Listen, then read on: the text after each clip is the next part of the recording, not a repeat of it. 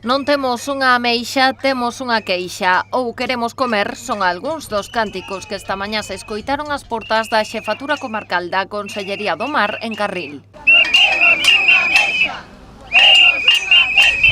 As mariscadoras a pé do Grove celebraron unha nova concentración para insistir na súa reclamación. O seu dereito laboral de realizar un paro remunerado durante o verán por mor da baixa produtividade do marisco nesta época.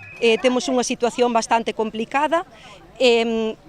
A verdad é que non temos tamaño de produtividade nas playas, o tamaño é moi pequeniño. Pedimos un paro dun par de meses para poder regenerar as playas, seguir traballando e poder regenerar, porque o que estamos ganando ahora mismo non dá nin para comer.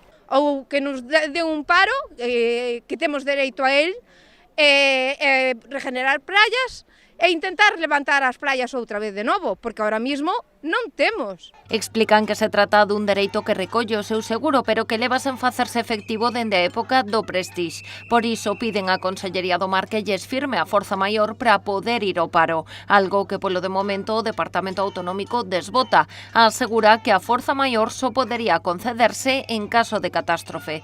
Mentres as mariscadoras afirman que están nunha situación límite, con máis dun ano gañando un salario que non supera os 500 euros. Si ganamos un sueldo de 500 ou 600 euros, que é o máximo que podemos ahora mismo quitar, pagamos 260 de seguro o desplazamento e non nos quedaría para comer. Entonces pedimos unha solución a este problema que temos. Se tuviéramos un sueldo non estábamos aquí, non estábamos facendo isto. Entonces, así non podemos sobrevivir, lo siento mucho. Queremos un paro, un cese o que sea. 10 anos que leveu nunca se parou. Isto é máis catástrofe non hai ca isto, así que non.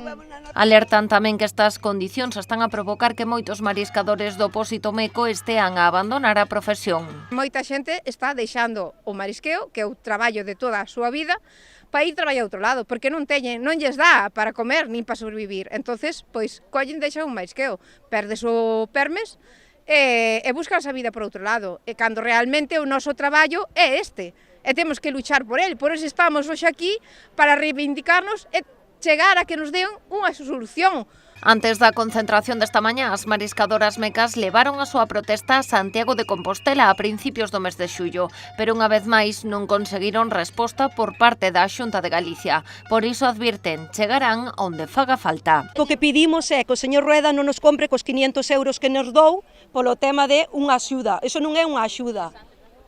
A parte foi antes das votacións, como a comprando a xente do mar. Seguiremos concentrándonos, seguiremos pedindo solucións, como se fai falta coller un billete de avión e ir a Bruselas.